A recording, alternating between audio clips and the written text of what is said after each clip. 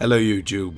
As you may or may not have heard, an all-new Elder Scrolls game is releasing very soon. A new board game to be precise. The Elder Scrolls Betrayal of the Second Era. An all-new board game with a whole ton of new stories and lore, all greenlit by Bethesda and Bethesda Game Studios in the Elder Scrolls universe. This game has a ton of new stories and lore, all canon to the series, so it's definitely worth covering on a channel like mine, and that's exactly what I'm planning to do today. Now, due to the sheer amount of stories in the game, I put timestamps in this video so you can skip any stories that you don't want to see for spoiler reasons, or in case you just want to skip a certain story because it doesn't interest you, or if you really want to see a certain story and you will skip to it, or maybe skip this intro or the story setup. Since this story will require a bit more setup explanation than you're used to from me, and it will contain spoilers for the game's main stories, so timestamps are there for you. Anyway, the creators of the game, Chip Theory Games, sent me an early access copy of the game so I can cover all of the game's story and lore for you guys pre-launch. Now, a little disclaimer for full transparency, they sent me the game to cover the story and they allowed me to ask questions to the writers, but they never obligated me to make a video about it or force me to do it, so it's not like a sponsorship where I have to be positive or anything like that. I mean, that's why I don't take any sponsorships. I don't really even review the game in this video, I'm just covering the story and lore, though I will share my thoughts on the game at the end of the video and a bit throughout the stories.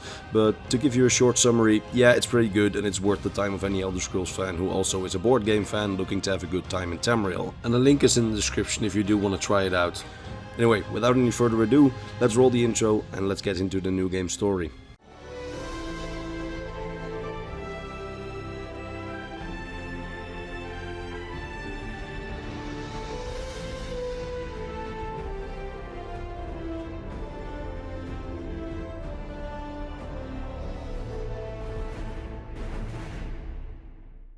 So, Betrayal of the Second Era. The game is structured in a very peculiar way. The way it's structured is basically there's a tutorial story, which is essentially the same for every player's story, but after that a player gets the freedom to basically do and go as they please.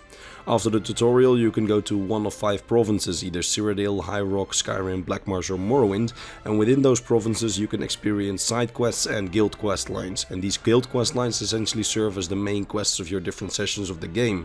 And through these guild quests you piece together the overarching story of each province, and after a few guild quests you can go into the so-called end game of the province, in which you deal with the mystery of the overarching story in each province. Now, each of the provinces that you can adventure in, except for Black Marsh, are all the settings of previous mainline games, meaning that there are quite a few references to the lore of previous games, both mainline and spin-offs, as there's even references to obscure stuff like the Elder Scrolls Travel Stormhold, that ancient mobile game I recently did a video on. Video on that story is in the description, by the way, in case you want to see it. Alright, a final bit of information before the story truly begins, that's that the game was made with multiple playthroughs in mind, either solo or multiplayer.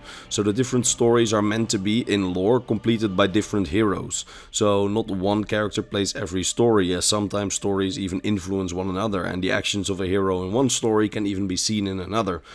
Plus, since there are more than 40 different guild stories in the game, I'm not recounting them step by step, as that would lead to a and then you do this and then you do this kind of thing.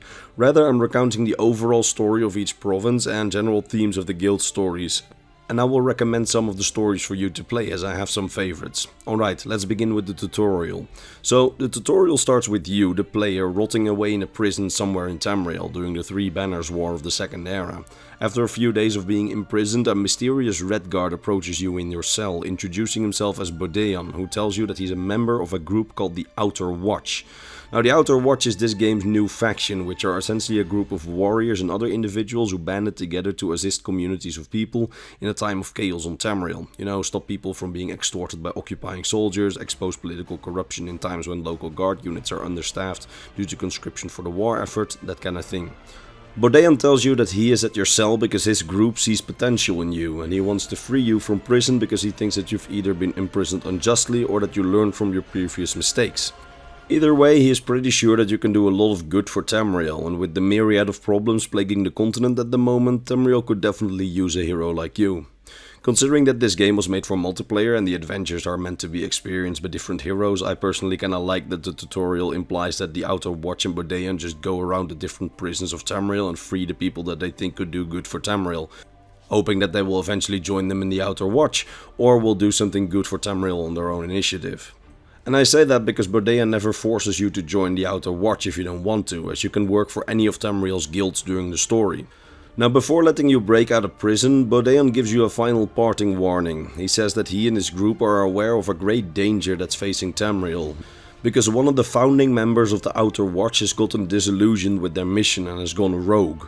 This member has decided that the Outer Watch's mission of helping people, freeing the unjustly imprisoned, exposing corruption, that kind of thing, is too soft. Rather, she has radicalized and has a very peculiar vision. You see, this ex-Outer Watch founder, a wood elf named Deslandra, has the vision that all of Tamriel's problems are caused by magic, and that magic lies at the root of most evil. So, instead of going around Tamriel taking down villains left and right, Deslandra thinks, if we take away the root of all evil, magic, there will be no more evil, right?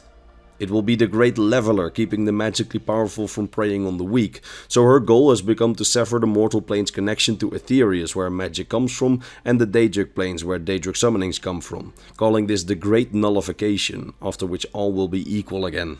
Now, the rest of the Outer Watch figures that severing Tamriel's connection to magic, whether it's even possible or not, is probably not a super good idea, especially since if you think logically about it for a second, there's also a lot of good being done using magic, like healing, and there's a lot of evil being carried out without magic as well. But as is the case with radicalized individuals, Deslandra now has tunnel vision, and the Outer Watch has dedicated itself to stopping her. So, Boardgame, while not forcing you to join him in the Outer Watch, does suggest that if you have no other work, hey, why not come work for us once you're out of the prison? You can then escape the prison in any way you see fit and make your way into Tamriel and make your way to the nearest town, where you can choose to either start working for the Outer Watch or any other guild on Tamriel. And this is where the game's main story really begins. The central villain is introduced during the tutorial and you are set out into the world. You pick a province, pick a guild, and then start experiencing the game's many adventures, which are all pretty different and feel thematically right, because there are 9 guilds to choose from. Of course, you have the Outer Watch, which often has you directly investigate the main villain, Deslandra, and her plans, but you also have the Mages Guild, the Thieves Guild, the Fighters Guild, and the Dark Brotherhood as your conventional guilds to join, which all start you out as a member getting an assignment, which then flows into a storyline. For example, for the Thieves Guild, you could be hired to steal something from someone's manor.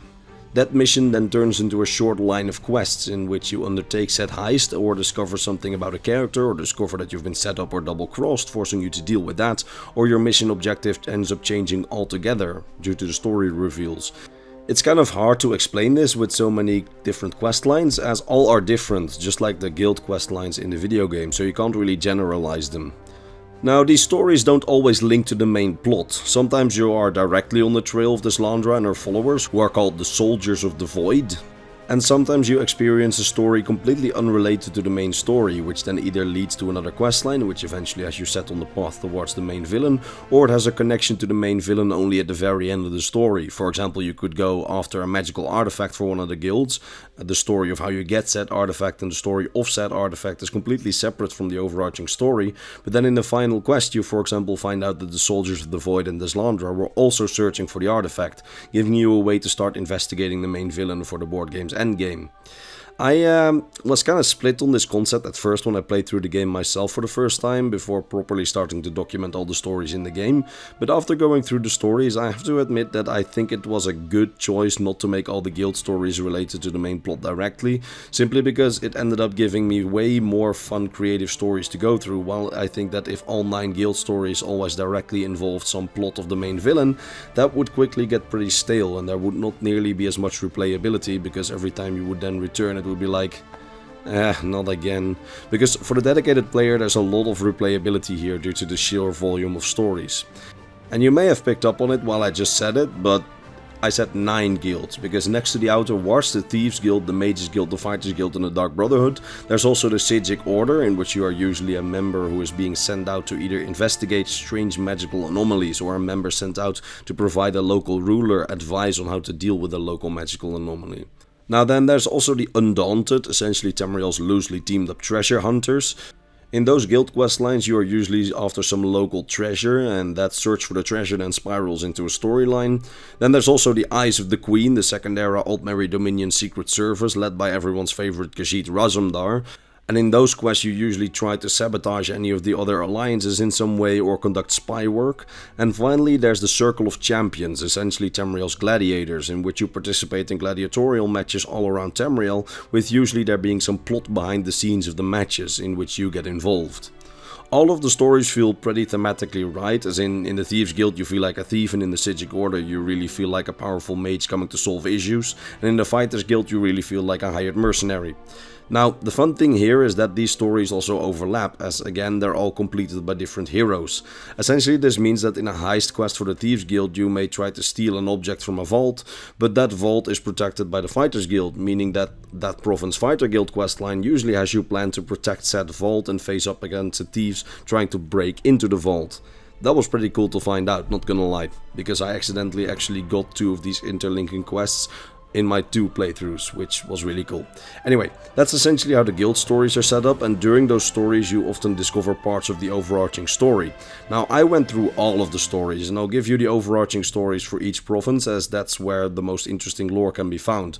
Also, the stories don't have a stated chronological order, however there are definitely recurring characters here and there who reference the previous stories. So with those references, me and Mr. Benefactor from the Imperial Library, who helped out a ton with this video, managed to establish a light chronological order after going through all the stories. But there's no need to play them in that order, especially since all of the guild stories are pretty much playable standalone, but I'm just putting them in that chronological order, because that's how I ended up documenting the stories. Alright, let's first start with the first province featured in the game, Cyrodiil. Cyrodiil at the time of the game is overrun by the 3 alliances which we first see in the Elder Scrolls Online. It's a province under siege, where lawlessness rules and Molag Bal cultists and Mehrunes Dagon cultists also roam and work on their respective plans. Now, during the different guild stories you find out that the central antagonist, Deslandra, has put moles into the different Daedric cults of Cyrodiil, trying to find some of their secrets pertaining to their communication with the Oblivion Realms and travel to and from the Oblivion Realms. And specifically, she also tries to find out how exactly Molag Bal's dark anchors work, going to the point of killing some of the cultists at an anchor and trying to reverse engineer the anchor. She also has moles in the Mages Guild, trying to steal some classified documents on Oblivion and Aetherius, all in service to research and trying to find out how she could bring about the Great Nullification, so the removal of magic from the mortal plane. Now, in the end, what happens here is that after the different guild questlines lead you to finding out that Deslandra is planning something sinister, the information that she is planning something against the people of Tamriel ends up leaking to the 3 alliances, who are now all in Cyrodiil, and they all decide that they will try to take down Deslandra for glory and for the support of the local population. Deslandra then uses this chaos of the 3 armies chasing her to essentially lead the different armies towards each other, leading to a 3-way battle between the armies in Cyrodiil, filled with chaos as the 3 armies start fighting each other while she manages to slip away to one of her research sites. Now, while she has managed to get the armies off her back, you keep following her trail, and you find out that the research site that she fled to in the Imperial City sewers, in that research site, she and the Soldiers of the Void have built their own imitation of a dark anchor out of parts that they likely took from destroyed anchors all around Cyrodiil. This anchor she wishes to activate, opening a connection between the mortal plane and the Daedric planes, and she then hopes by corrupting that process she can make steps towards separating the mortal plane from all other planes by discovering how the connection between the planes actually works, and then hopefully sever it somehow. Fortunately, you managed to find her before she could conduct any kind of ritual, and managed to put her and her followers down before they can do any real harm to the mortal plane. Well done. Now, Deslandra is now dead, however she also appears in the other Provincial stories, and one of the questions that I was able to ask the game's writers was whether or not there's a way to reconcile this fact. Like, if she dies here in Cyrodiil, does that mean that all other Provincial stories don't happen? And the answer that I got was that all the Provincial stories are essentially happening at the same time, except for the endgames. You see, the endgame, which is essentially the big final mission which has you face off against the main antagonist, only happens due to the player's investigations. So if you decide to investigate further into her plans in Cyrodiil, you take her down at the anchor, and if you decide to investigate her plans further in Black Marsh, you will face off against her there. This means that the whole deal with the anchor in Cyrodiil, that's happening in the background of the other stories. However, before Deslandra arrives to her soldiers working on the anchor, you kill her in another province before she can get there. Makes sense. This means that all of the stories happen, but where she is defeated is determined by player choice. Alright, next Provincial story, High Rock. In High Rock you investigate a cult of the Daedric Prince Vermina, the Prince of Nightmares. You also play around with some local High Rock politics. You smuggle a traitor king's grandson to another province, you help a young mage control her powers, and you retrieve some powerful artifacts and you save the High King from a conspiracy. While all of this goes on, you find out that the Slandra and her Soldiers of the Void have teamed up with some of the Vermina worshippers, and those Vermina worshippers were specifically tasked with keeping you away from her once they discovered your meddling. Specifically, Vermina cultists invade your dreams and they make you dream that you deal with them and the Slandra, that you killed them and that you saved all of High Rock, only to see that you then wake up, finding that you were sleeping while they were enacting their real plans, creating an army of the undead for the Slandra to protect her research sites like the one that we dismantled in Cyrodiil. And as we and our allies then invade her true ritual sites, and not the one in a dream but in real life, she turned herself into a lich as a last-ditch attempt of defeating those who tried to stop her. Unfortunately, this isn't enough to stop you and you manage to put her down and restore the peace to the dead that she just attempted to disturb and raise into an army. You then help rebury the bodies that she tried to raise, and you rest in the knowledge that you foiled her plots in High Rock. Now, for the High Rock questlines, I specifically recommend playing through both the Mages Guild story and the Fighters Guild story, as during the Mages Guild story you meet a pretty fascinating character that you try and help to control her magic, which is a pretty fun story to play. And during the Fighters Guild quest, you get hired to protect the son of the late King Rancer's daughter, the daughter to a traitor king who got defeated a while back, and the son of that daughter, so the grandson of the king, now has a target on his back. Both of these stories I can highly recommend. Alright, next provincial story, Skyrim. Skyrim has recently been suffering under a rise of Falmer raids. These usually underground dwelling creatures are driven to the surface by something or someone, and in several of the guild questlines you piece together the story of how and why this has been happening. You see, you discover that someone is using ancient Reachman techniques involving briar hearts in combination with the blood of vampires and strange corrupted bloodthorn plants in order to create a very powerful potion designed to make an individual stronger without using magic, or rather, using things that the Slandra, who is of course behind this plot, does not see as magic, as she sees vampirism as a disease rather than magic, and Briarheart as nature rather than magic.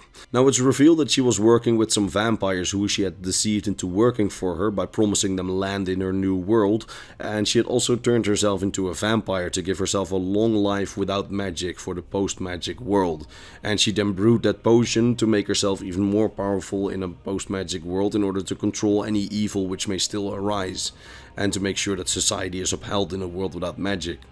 She also attempted to create a potion to control people's actions, and it seems that this potion was tested on the Falmer of Blackreach, who were then driven above ground by the Slandra and her men, set on local villages in order to test whether or not the potion worked. In the endgame you manage to find her laboratory in Blackreach and destroy it, and then also destroy the now vampiric the Slandra. Cool. Now, before we move on, I can highly recommend playing either the Dark Brotherhood or Eyes of the Queen questlines for Skyrim, because those questlines deal with an interesting subplot concerning a self-styled Jarl of the Wilds, who I may or may not make a video on depending on whether or not the Elder Scrolls lorebook that the creators of the game are releasing as well contains some more information on him. Because in the questlines we mostly learn that this guy has amassed some sort of following and has become a sort of protector of Skyrim's wilds and the travelers and hermits living within it, as with the ongoing war, those people are especially vulnerable. I found it to be a pretty interesting subplot anyway, so I really recommend those two stories. Alright, now next up is Black Marsh. In the guild questlines of Black Marsh you investigate some magically altered plans for the Mages Guild, break someone out of prison for the Thieves Guild, try to prevent said prison break as the Fighters Guild, retrieve some valuable crystals as the Undaunted, rescue some shadow skills in training for the Dark Brotherhood, infiltrate this Landra's operation for the Outer Watch, investigate some strange hist behavior for the Physigic Order, establish some smuggling routes and deal with double agents for the Eyes of the Queen, and investigate some rogue gladiators for the Circle of Champions. Now in the overarching story, the Slandra and her men seem to try and exploit the connection that the history have to the Outer Planes in some way, to see if they can corrupt that process somehow in order to bring about a world without magic through the Great Nullification. They use this strange hist sap and they use strange Daedric magics in an attempt to find out some of his hidden properties, and through this method they find that they can control some living organisms through this hist sap, a bit like how the histories can also control the Argonians through hist sap. Now, by corrupting said hist sap, they also managed to either accidentally or on purpose corrupt a large part of Black Marsh's native plant and animal life. So obviously, due to this corruption, these cultists need to be dealt with yet again. So you as the player end up investigating where exactly their laboratory is for these strange experiments. And you find out that Deslandra is trying to corrupt some of Black Marsh's oldest living non-hist trees with magical properties, using that sap to see what effect the sap will have on the trees. Unfortunately for her, before she can corrupt said trees, you manage to stop her and take her down. Nice job. Now, for Black Marsh, I highly recommend doing the Undaunted questline, as in that questline the game makers reference the Elder Scrolls Travel Stormhold, the mobile game story which I covered. Again, that video is in the description, and I just really love obscure references like that. I can also really recommend playing the Thieves Guild questline, because that prison break was actually really fun. Alright, last province in the base game is Morrowind. Morrowind, in my humble opinion, has some of the best guild stories in the game. You've got the Sigic Order questline, in which you are working with the Tribunal and meet Almalexia and Vivek. I can definitely recommend that one. Then there's the Fighters Guild, in which you deal with some terrorists, and you've got the Undaunted questline, which makes heavy reference to the legendary Eye of Argonia, an artifact which is mentioned here and there in the Elder Scrolls series ever since the beginning of the series, and which my next video will probably focus on. That little questline of the Undaunted, where we look for the Eye of Argonia, is probably my favorite questline in the game, as you follow clues to try and piece together where the ancient artifact is. And that's probably the questline that I can most recommend playing. And probably the most fun one for me personally. I will recount the entire story of this questline in next week's video, so don't watch that video if you're looking to play the questline yourself at some point, but that one is definitely worth playing.